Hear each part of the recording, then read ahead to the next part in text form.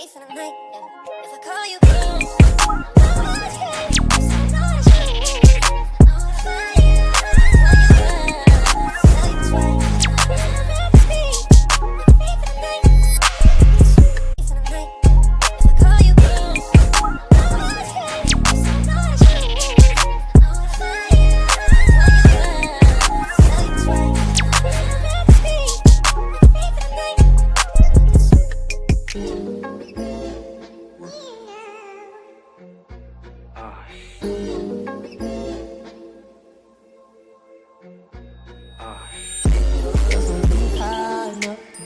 All these people always lying about something. Sorry, I'm so fly, so what? All these people always lying about something. So I say that. Yeah. Swear the fame ain't changed shit, but who mine?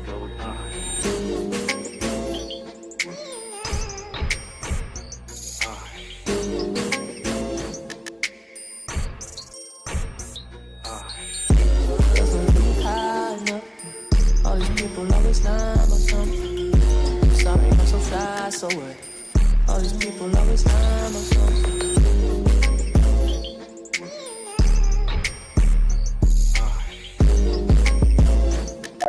Mic check. So I say that. Yeah. Swear the fame ain't changed shit, but who mine?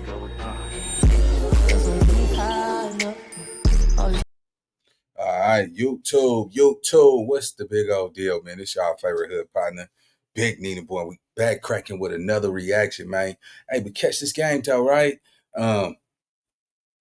Let's talk about jealousy today, man.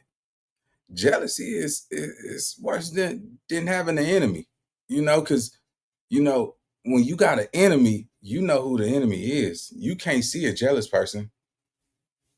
They hide in disguise. You smelling what I'm selling? Like when we look at jealousy, the envy that slither between you and that person, man, is kind of hard to identify, gang. And not even that, man. Some people really, good people. You know what I'm saying? They just got to be a certain way in life. You see what I'm saying? Because that's all they was taught. Some, you know, haters not born. They taught. You see what I'm saying? Some of y'all be hanging around somebody that be hating on somebody on your block, on your corner, in your neighborhood. You see what I'm saying? Because they got more than them, right? But if you don't get away from the people that don't see the value in you, the new you, some people want to keep you where you always been because that's where they can control you.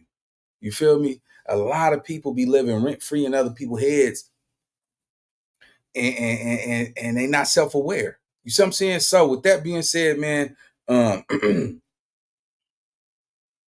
recreate yourself. You see what I'm saying? We only knew what you was yesterday. We don't know the new you. In order to elevate, you got to separate yourself from anything that's not aligned. Let me tell y'all something, right? Sometimes God will make you fall out with people just so he can put you on the right track you need to be. Sometimes God will make that girl leave you in that relationship because he got a different call for you. Sometimes God will make everybody around you start talking about you because they know that you got light and they got dark inside their heart. And a lot of people don't really pick that up. So when you see shit ain't right, if you see you having conflict with a lot of dudes, a lot of family members, it's time for you to get the F on. Get up out of there. They don't see the value in you. And everybody's not meant to be around everybody for the rest of their lives, man. You got to be okay with excuse me, I hit some of that caviar and it got a nigga throat, man. But look, sometimes you got to be okay with, knowing that it's going to be some people that you might not never talk to again. You got to be okay with not seeing everybody. And you can't let people come back in your life after they done dogged you out and said some fouls about you. You know what I'm saying? With that being said, let's get to the content, man. We got what Nipsey Hussle really told Eric Holder before he was shot. You see what I'm saying? It's a lot that took place with that, man. The marathon will continue. We always go down this rabbit hole when it's involving Nip. So we're going to leave it right there, man. Let's get to the content. Let's go.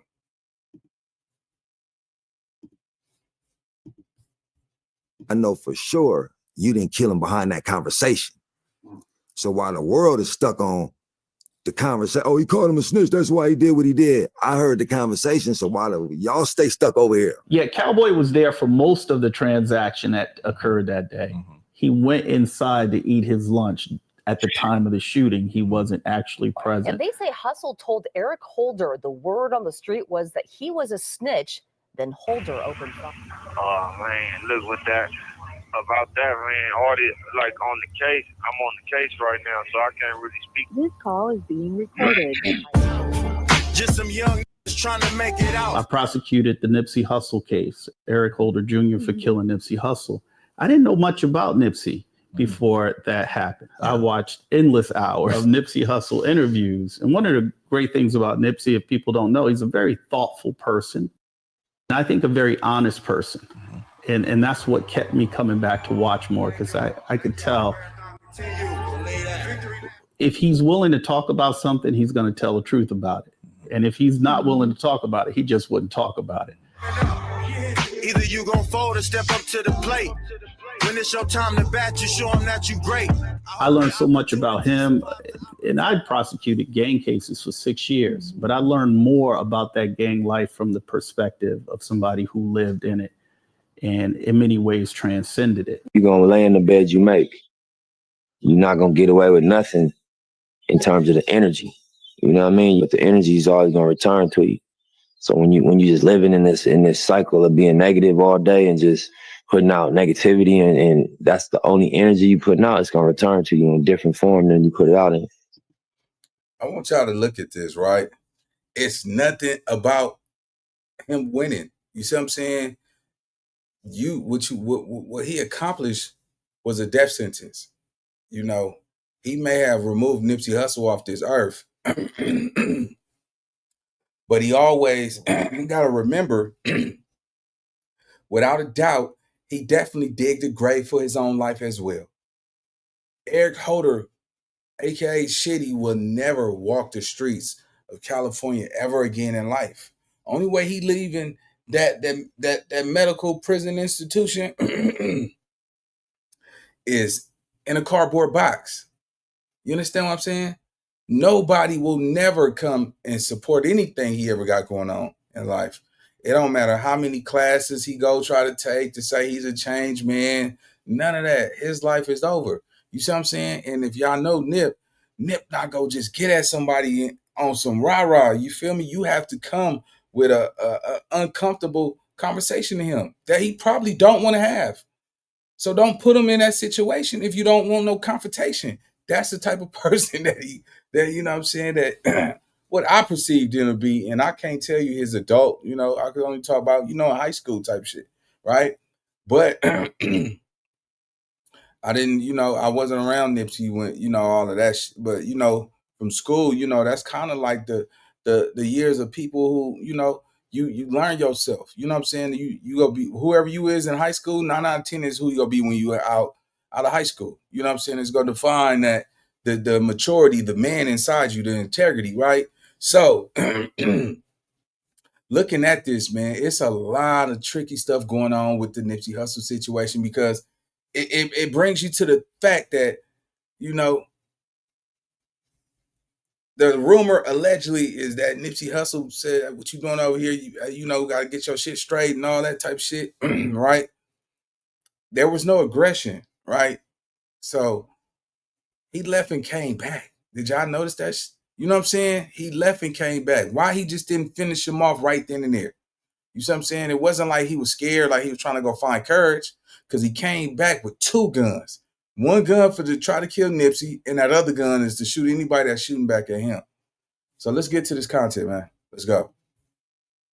So I would just say, master your energy. Do your best to master your energy and what you put out, and unless that's what you want, because you entitled to whatever you want to create, whatever experience you want to create for yourself. But if you're tired of that shit, adjust the energy. You know what I mean? As best you can. Just adjust what you wake up thinking and what you say. And then lastly, what you do. Man, look at all them niggas. This was monumental. Look at all them niggas like, wow, this nigga Nip really made it, man. Really made it, man. We've been sitting with these dreams, ideas, and he really made it. Everybody up there couldn't possibly be for him. Somebody had to have some type of jealousy, some type of envy. And you, when you see Nip just looking like, man, I got love for all y'all. You see what I'm saying? Regardless, and it be like that though. You know, you got to realize sometimes you be having love for people who don't got love for you, and you can't see them, the jealousy in them, because of the opportunities that you bring in. It's gonna camouflage. You know what I'm saying? Somebody's jealousy, homie. But you know, it's just cold thing how, you know, nobody knew this was finna happen. I just don't see that, bro. Somebody knew. Let's go. Right? And then I'm gonna fill the rest of the building up, have the B-roll, do all that stuff. Imagine a sunny afternoon, a beloved community leader standing outside his own store, surrounded by people who looked up to him. Then, in broad daylight, he's shot multiple times by someone he knew. This wasn't a random act. This was personal. But why did Eric Holder Jr. kill Nipsey Hussle that day? Gotta think that was in the hood with his shirt off, already on one. Blue rag on, all that. Why is you even talking to this nigga about this shit, man? Who even walks around the hood with no shirt on to let him know he don't got no pistol on him and all that? You know what I'm saying? Like, come on, cuz. Cuz was already on some twiked out ass. Just gotta pay attention to the whole play. Just look at it. The world immediately pointed to one conversation. Jealous niggas hated and the police raided. Took a nigga Nipsey never called him a snitch, not one time. Nigga, we mapped it out. Niggas jealous cause they wanna rap. What's that about? A rumor about Nipsey calling Eric a snitch. But what if the story we heard was only part of the truth, or even a misunderstanding that became fatal? Let's look into the tragic layers of that day.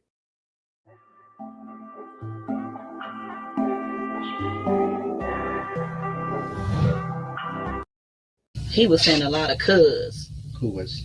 Eric. Okay. Can you hear what they were saying? I didn't really like kind of understand it, like what he was talking about, but I know like to tell from the tension from Nipsey, like he didn't really want to talk to him, like trying to like, you know, like get to me, like to take the picture or whatever, like trying to wait till he stopped talking. Do you know why he wouldn't want to talk to him? Because I guess the way he was just like, cuz, have you ever snitched on somebody, cuz this, cuz that. That's what Nipsey was saying? That's what Eric was saying. To understand what happened, we need to look at Eric Holder Jr. before that day. Eric was once just another man in LA trying to make it as a rapper, known as Fly Mac. Leave a nigga blood dripping when I stick this full clipping. Any nigga get the tripping and my niggas get the chipping. We'll leave your ass missing when it's time to bust a mission. Holla points to get the spitting and your flesh get the rip. Any nigga want a trick, you know I'm down to ride. Folk niggas trying to twist, that's a bloody homicide. Most you niggas envy me, but I don't really mind. But I'll shoot your brains out if your ass get out of line. He claimed the same organization as Nipsey, the Rolling 60s. But Nipsey built businesses and gave back, while Eric stayed stuck in the streets, losing respect. And his rap dreams didn't pan out. His name in the streets was already shaky. How I feel about Eric Holder is something that is neither here nor there, because my feelings ain't gonna help us or save him or stop anything that he's going through right now. So I'd rather keep that to myself.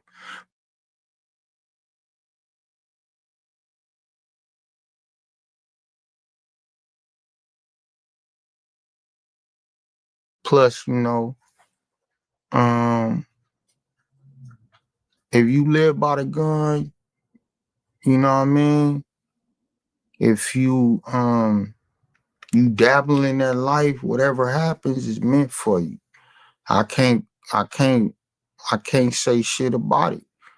What I do when I go through what I went through, I had to go through that because I did that. I chose that. So now he got to answer for that, whatever it may be. There was a time he got into a fight and he was badly beaten and violated. According to some, he never got over that loss. And then something even more serious happened. Eric was jumped and severely beaten about a year or two before the fateful incident with Nipsey, and he needed brain surgery. People who knew him said he changed after that. He became paranoid, quick to snap, and his thoughts appeared to be off. People that knew him said Eric was always wild, but after his brain injury, he changed even more. Plus, there were rumors Eric started using hard drugs, specifically crystal meth, which, when mixed with his mental issues, made things worse. Like I was crying tears after tears at first. Then when I called back in and they told me who it was, it's like all the tears stopped. Like, damn. Like this shit's bullshit. Like how the fuck he do that shit? Like you get what I'm saying? Like, man, what the fuck is going on? Like, I know that type of shit didn't just take place while I was in here. Like, you know what I mean? Like that shit have a nigga stomach fucked up, like ready to throw up. Like, come on, bro. Like, just you being my little bro, you should have started, cause you gotta think that nigga was in the hood with his shirt off, already on one. Blue rag on, all that. Why is you even talking to this nigga about this shit, man? Who even walks around the hood with no shirt on to let a nigga know he don't got no pistol on him and all that? You know what I'm saying? Like, come on, cuz. Cuz was already on some twiked out ass shit. Just gotta pay attention to the whole play. Just look at it. Mm. You know what I'm saying? He fucked up in the head at the time too. Yeah, I heard. There was always those rumors about him that he might have had like some mental issues or something like that. Nah, he had brain surgery though. Oh, some shit that happened. He got to a fight for brain swelled up and all that. They stumped him out. You know what I mean? Damn. And so he had brain surgery, and that's what started the mental shit in and out of the hospital and all that shit. You know what I'm saying? Mental hospitals and all that. He probably, that with the drugs probably wasn't no good combination. You don't know what the fuck going on. Once he had made it that far down the line, and I used to see him off I had been cut him off though. Yeah. I've been learning how to love from a distance. That was my little nigga, but it's like you a liability. You no longer an asset. You done let the drugs whoop you. Cuz is a nut. Either way it go, he a nut. So it's like that. Yeah, that some more. That nigga's crazy regardless though. Like everybody know that about that little nigga. This whole situation was already. That just go to show y'all, gang. And I hope y'all pay attention, bro, because when you think about this shit, right, it ain't no love in this shit. You feel me? You know, what he did to Nip was, man, was cold, bro. You feel me? But let's be clear. Nigga, your hood jump you, kick you, beat you like that, nigga, brain surgery? Come on, bro. Turn mental and niggas give up on you. When you're no longer an asset, nigga, you have no value in anything in street culture.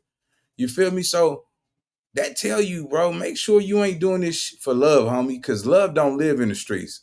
Hey, man, it ain't nothing but nightmares and demons out there, man. You feel me? So I hope y'all really pick up and understand what these streets will do to you if you F up. Let's go. Already making him unravel. This brings us back to that fateful Sunday. There's no one answer to how you change the hood or change the reality of what goes on. But what you gotta think about is when you don't have resources, you in survival mode. You know, so being in survival mode automatically rules out a lot of things because you don't care about morality, because you don't experience morality. You experience, the need to survive. You don't experience, fairness. You don't experience planning for the future. You just experience my ribs touching.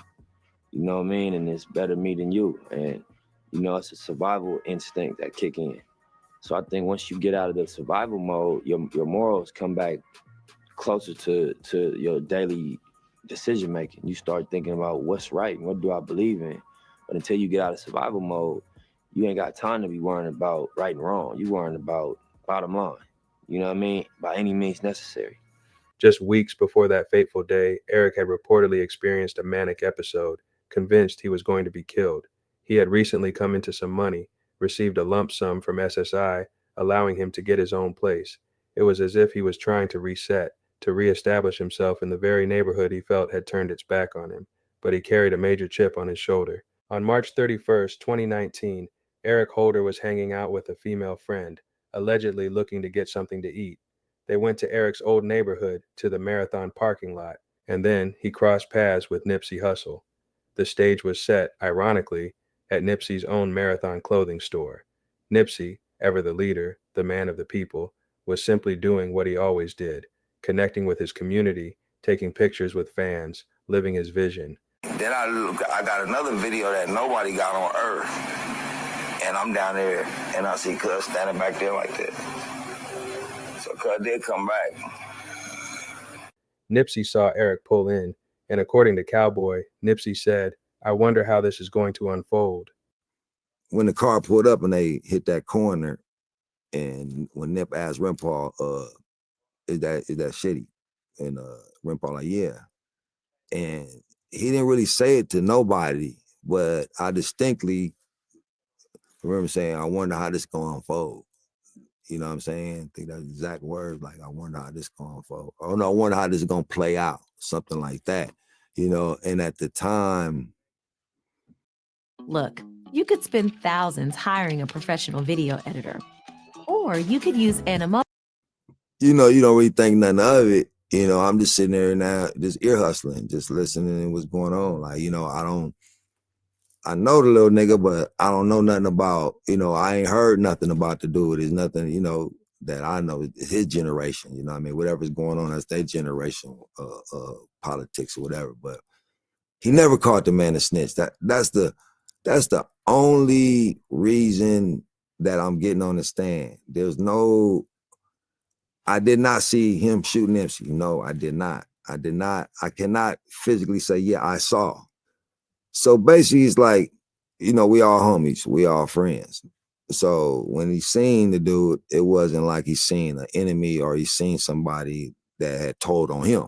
You understand what I'm saying? So there's no reason to be like, oh, there go that motherfucker. So it wasn't that type of situation. It was more like, it's my partner. I ain't seen my cousin in a while, but I've been hearing some shit, and I ain't, you know. So hey, bro, look, they got this little paperwork floating around. You know what I'm talking about? You know, you need to take care of it. Basically, he was kind of giving him a heads up. He never accused him of nothing. You know what I mean? Just saying, man, you know, they got some shit floating around. I ain't read nothing, but you know, in the hell, it was more or less what you would tell a friend. Like, if you ain't seen me in a while, but you know Cowboy, your friend, but you done heard something about Cowboy. When you see me, like, look here, Cowboy, look, I done heard this, man. You need to take care of it. So my thing is, I heard the whole conversation.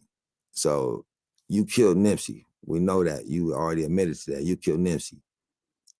But I know for sure you didn't kill him behind that conversation. What followed was a conversation caught on camera, but interpreted in an array of ways. The core of it, the alleged spark, was talk of paperwork. So while the world is stuck on the conversation, oh, he called him a snitch, that's why he did what he did. I heard the conversation, so while y'all stay stuck over here, okay? I heard the conversation, so I still need to know why. Yeah, everybody stuck. Oh, that's why. Okay, you stick on that why. I'm not, you feel me? Cowboy stood on the fact that Nipsey never directly called Eric a snitch, describing the conversation as a regular friendly chat between associates who hadn't seen each other in a while. Eric's reply, he just brushed it off, saying that people were just hating on him. To Cowboy, the conversation ended there, and Nipsey simply moved on, talking to other fans. Eric even shook hands with others in Nipsey's group before leaving. So, why the explosion? Cowboy insists that Eric definitely did not kill Nipsey because of that conversation. Yeah, Cowboy was there for most of the transaction that occurred that day. Mm-hmm. He went inside to eat his lunch. At the time of the shooting, he wasn't actually present, but he heard a lot of conversation before. But others tell a different story. Surveillance video reportedly showed Nipsey moving his hands a lot, while Eric did not seem to be taking it well. The woman who gave Eric a ride to the store and saw the talk later spoke under a deal that protected her from going to jail. She gave another account. She felt Eric was trying to stir up trouble, and Nipsey just calmly replied that he had not. She noticed Nipsey's body language, making her feel like he wanted Eric to go away. Because I guess the way he was just like, cuz, have you ever snitched on somebody, cuz this, cuz that? That's what Nipsey was saying? That's what Eric was saying. Nipsey wasn't like saying nothing. He was just like, nah, you know, nah, like that, you know. Did it sound like Eric was accusing him of snitching? To me, it sounded like kind of like he was trying to be a little messy. Oh. You know, like I wasn't kind of like getting into it, but you know, because I'm not the messy type. I'm just like kind of like listening, but I'm just like, okay, like what is he talking about? Like to myself though. And then but I can tell like by looking at Nipsey or whatever, because you know, I'm waiting to take the picture, like he looking like, you know, he need to go on somewhere. That's how I got the impression. I didn't hear no arguing, and even when I took the picture and everything, I didn't hear no arguing. It was just like casual, just talking, you know, like regular guy talk, I guess, you know. Yeah, he was kind of like a little aggressive, but you know, like some guys, that's just how they talk, you know. So Who was aggressive? To me, aggressive mean when you using slang words like cuz. Well, Like which one? Eric. That was. There have been several different accounts of what happened. Each is drastically different than the next. Another witness allegedly said they heard Nipsey tell Eric that he could not be there right now, suggesting a heated argument. This witness then stepped back, sensing the tension. And then there's the idea that the talk about snitching was just a cover. One story suggests the real reason for the anger was Eric's failed attempt to get Nipsey and his team to listen to his new music. Eric was reportedly upset about that CD days before the shooting. The lawyers for the prosecution, during the trial, put forward the idea that the real reason was not the snitch accusation at all, but pure jealousy. I think that she wasn't troubled by it, whatever the tone was, wasn't troubling to her. But she said that's what she remembered hearing. She did not hear Nipsey say anything other than it seemed like he was just trying to stay chill and just kind of just brush whatever Mr. Holder was saying off. That's her description of what she heard. We know Mr. Douglas said, well, no, I never heard the word snitch. Nipsey definitely didn't say the word snitch, and I never heard the word snitch. This was a conversation between two homies, where one is trying to tell the other one who hasn't been around, so may not know, that there's some stuff going around about you that you might want to take care of. It was more in the nature of advice. She can book her flights online or just call day or night. With Cheapo Air, book fast, affordable, and last-minute trips. And it was cool. Think about Cowboy. I hope he doesn't mind me calling him that. It's easier to say than Herman Douglas. He grew up in this neighborhood, right? This neighborhood is a neighborhood of some bad people in the neighborhood doing some bad things. There's no doubt about that. But it's also a neighborhood of some good people and some tough people. At least they wear a certain facade of toughness. And probably because of the environment that they are growing up in and living in, they find that useful. But every single person from the neighborhood who came in here and testified, including Cowboy, showed that vulnerability that lies just beneath. They all got emotional in this case when talking about Nipsey Hussle. As much as they didn't want to show it, and you could tell they didn't want to show it, from Carrie Lathan, who was clearly trying to avoid questions, to Cowboy, to Ingrid, Danae Wright, they all sort of had a moment of breakdown when talking about Nipsey Hussle and what happened to him that day. Nipsey's massive success, including a Grammy nomination, was a sharp contrast to Eric's rap career, which had gone nowhere. One witness even argued that in today's gang world, being called a snitch isn't as big a deal as it once was, calling it a myth. He's an OG from the neighborhood. You can't tell him anything. Talk about a gang expert. What gang expert is going to be better on the Rolling 60s than Herman Douglas? And I think you could tell from the character of his testimony that he's a straight shooter. He goes on Instagram and tells people, I don't care what you think about me and what I'm doing because I know I'm doing the right thing.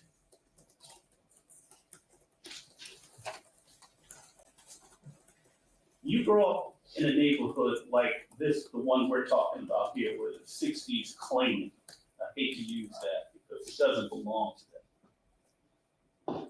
still, it is an area where there are pockets of concentrated poverty in this neighborhood. And there is a gang that exists there, and it thrives there.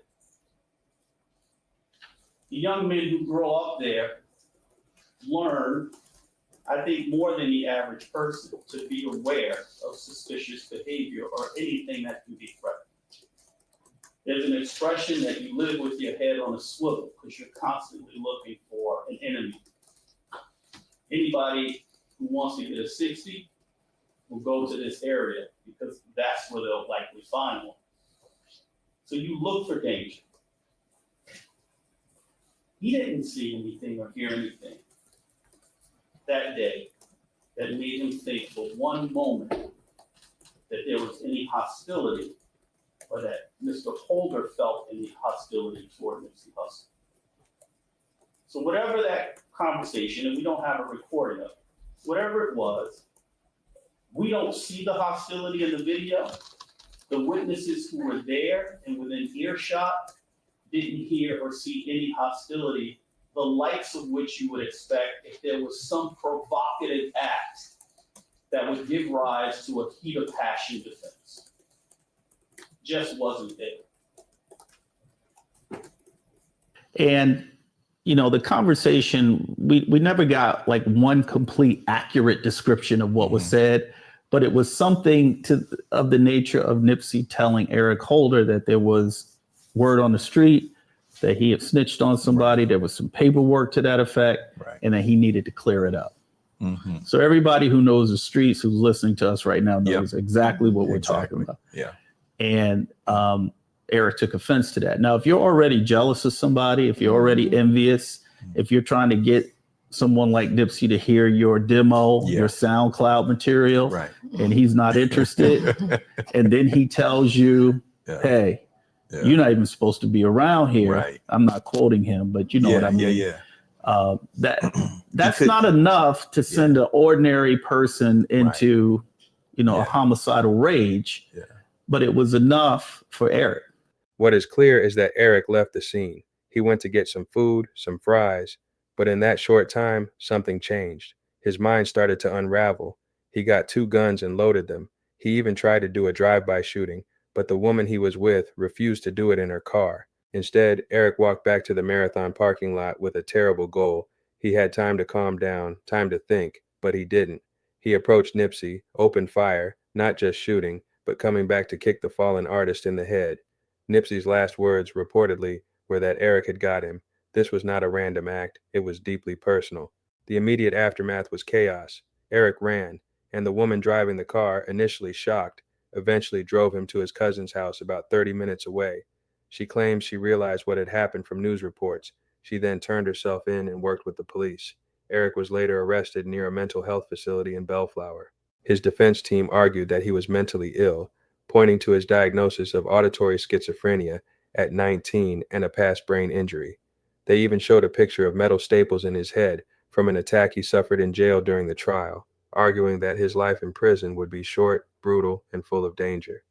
Atera is the IT painkiller. Remote monitoring and management, remote access, help desk and ticketing. Rapper Nipsey Hussle's alleged killer was attacked on his way to court. Eric Holder's attorney tells TMZ that he was attacked by 2 people while in a holding cell. Holder needed 3 staples after being cut with what's believed to be a razor. He also may have lost consciousness during the attack. Closing arguments in the murder trial are scheduled for Thursday. Holder's accused of shooting Hussle at least 10 times, killing him in the parking lot of Hussle's South LA store in 2019. And it was March 29th. You'll never guess who was on that bus with me. Who? Eric Holder, nigga that killed Nip. I swear to God, everything I love. He was right there on the same bus, and it's crazy because I'm chained up. I'm with a few homies. I'm with a homie from 60s too. Yeah. And then so I'm like, but he's in a cage though. He's like he was PC'd up. So he was in the cage, but he was in the last cage. And I'm sitting right here. So like his cage is right here. And then I see him just look back on everything I love. And I'm like, what the I'm high too, mind you. I'm faded. So I'm like, what the And I tell the homie, I'm like, hey, I'm like, bro, I think that's old boy. He's like, and he look at me like kind of disrespectful, like, man, you tripping, you high, nigga, like you off drugs, like, you feel me? And then I was just like, all right, man, bam, I go bang on his window, boom, boom, boom. He looks back, everybody on the bus like, what the? I swear to God. And then he's like, you Eric Holder? He's like, yeah, this shit went crazy. Everything I love, he got pissed on and some more shit, spit on. They were pissing and spitting on him in the bus? Man, shit, hell yeah, squirting piss on his ass. Somebody like him, like, can't be, like, he has to not be in general population because he'll die. Was as soon as we got to Delano. So look, shit, bus was going crazy, shit shaking, everybody up, boom, boom, boom. As soon as they found out it was him, and then they stopped the bus over on the freeway. Like, man, y'all better chill out, or else we finna take ours back to the county, have to catch the whole chain again. Damn. So as soon as we got to Delano, man, I'm telling you, he covered in piss on everything I love. He covered in piss. They take him out first. They take him out and they put him away, like, you know. And then yeah, he for sure PC'd up though. Even being in jail, like, where you from? I'm Lil Shitty from 6-0. Yeah, like Shitty. Yeah, nigga, I'm Lil Shitty from 6-0. Nigga, what's up? Oh, you know the other man? Stop talking to me about cuz. You get what I'm saying? Like, it really like affected a whole lot right there. Like, oh yeah, we ain't fucking with that Shitty. Like, so what is you saying? Like, I really had to be on defense mode because it's like, at this point, like, you know what I'm saying, the idiot might go for it thinking that I'm closer to the little nigga than what I am. Every time they ask me about him, I'm aggressive. It also added pressure inside the jail system on me. Not to say that it was some pressure I couldn't handle, but shit, it definitely was like a whole different turn for shit. You got like homies coming to jail and they been talking on the streets, talking about they gonna get all of the shitties out the way and all that. And I've been hearing it. So when I see them, I'm, nigga, what's up? I heard you been looking for me. You know what I'm saying? Like, what's the deal? You know, niggas wasn't on nothing though. They was just talking, but you know me, I don't do too much talking. But the evidence was too strong. Surveillance video and many witnesses. Eric Holder Jr. was found guilty of first-degree murder and sentenced to 60 years to life in prison. The consequences, however, went far beyond Eric's prison cell. Inside, he became a target. He was reportedly beaten, spit on, and put in protective custody. People loved Nipsey, one source explained, stressing the widespread hatred for Eric, even among rival gangs. And then there are the unconfirmed but widely spoken rumors of extreme payback. Social media accounts that Eric's entire family was wiped out in revenge attacks, alleging his family was killed the same day Nipsey was. However, these claims were allegedly debunked. But let me just put this out there, and this is the only thing I really wanted to address, is that that is not accurate. I think my boy Alex Alonso in 2019 debunked that the young lady, I think her name was Leah or something like that. As I remember, she lives in New York currently. But she is from over that area. But I don't know where she's getting out that information that anyone got killed. There was some altercations, but no one got killed in Eric Holder's or Shitty Mike's family, y'all. And that's been debunked. I really believe that's an old interview that she did in 2019, I think it was. Nipsey Hussle's brother, Black Sam, added another layer to the story. He spoke about a serious failure in security on the day of the shooting. He described how armed security usually stood at the Marathon store's doorway, but on that day, no one was there, leaving Nipsey exposed. Sam also pointed out Eric's strange behavior, first approaching without a shirt on to look around the area, then coming back a few minutes later wearing a red shirt, a color not allowed in their neighborhood, before opening fire. Do something to cuz. That's what you should have did. You should have did something to cuz. How did the authorities get anything? How did they even get his real name? How did they get his hood name or anything? You get what I'm saying? Them civilians that was sitting around, Eric ain't been in the hood for, the police wasn't just interviewing everybody about that shit. You niggas is dead ass wrong. Cause y'all motherfuckers was spooked and you told the police what happened. And I know for a fact that Black Sam didn't. They never seen the footage from the t-shirt shop. So that's why I salute my big bro like how I do, because he was gonna handle his candle, but it's like, how you gonna handle your candle when everybody is rushing to the authorities about the shit? You know what I'm saying? And I ain't trying to put everybody out there, but it's just like, miss me with that morning shit. Like, but you did put it out there, man. The problem is this, man. You keep calling him your big bro, nigga. He fired your shit up, nigga, at that show. And you fought Nipsey, bro. Like, people always want to associate. I get it. The Nipsey Hussle brand, it's very it's attracting. Niggas, everybody want to be associated with the Nipsey Hussle brand, man. But at the same time, bro, like everybody know, them niggas was talking up there. As soon as the police came and started asking questions, niggas start talking, which leaves no other room to go get no get back. Let's go. And that's one of the reasons why me and Cowboy's relationship is what it is. As random as what the public thought it was. Nip seen somebody, Eric, and talked and. I mean, you know, he already got convicted. So for me, without going into too many details, somebody come to the shop. They know when Hustle pull up, we in the doorway. You're gonna see me with a hoodie on, and I got a pistol on me. You're gonna see one of the team members in the hoodie in the doorway with a pistol. That's protocol when Hustle pull up. So it's Sunday, it's busy. Why the niggas in there didn't follow the protocol? I wasn't there. Why they didn't follow it? Maybe they was fucking around helping the customer, doing some fucking customer service. This is what I'm thinking, trying to transition to legit selling clothes. But nobody was in the door. And from my understanding, nobody walked up with no shirt on first to check the scene because he knows what's going on in that parking lot. And at a conversation, nobody was in the doorways. Checked Hustle, had on shorts. Checked everybody else. Left. They say came back with a red shirt on, tiptoed through the alley, and went right and started shooting. So to me, that's premeditated.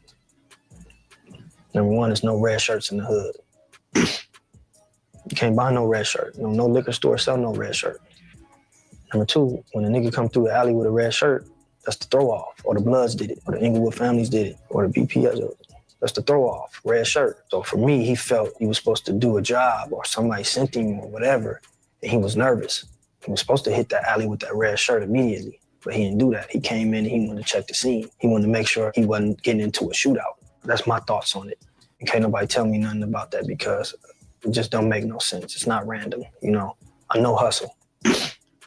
You know, ain't nobody gonna say nothing crazy to Hustle. There was no argument. You know, there was no sense of threat. You know, and it's broad daylight, man, and it's, you know, a lot of unanswered questions, man.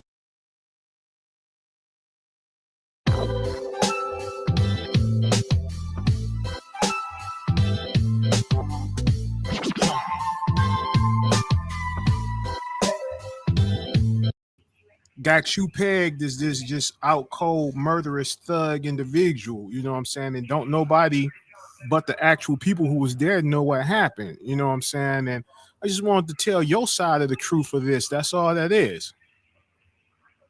Oh man, look with that about that, man. All the like on the case, I'm on the case right now, so I can't really speak. This call is being recorded. Right?